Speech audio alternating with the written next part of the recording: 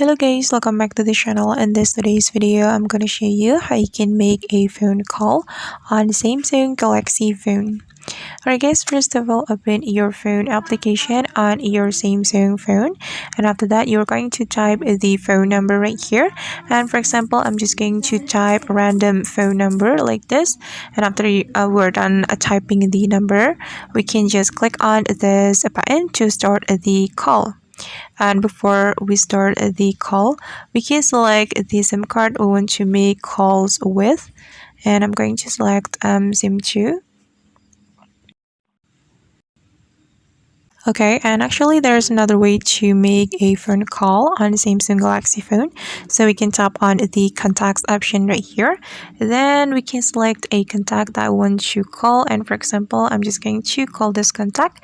So we can just tap on the contact like this, then click on this call button.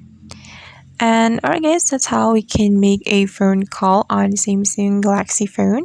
I hope this tutorial will be useful for you. Thank you so much for watching, and see you in the next video.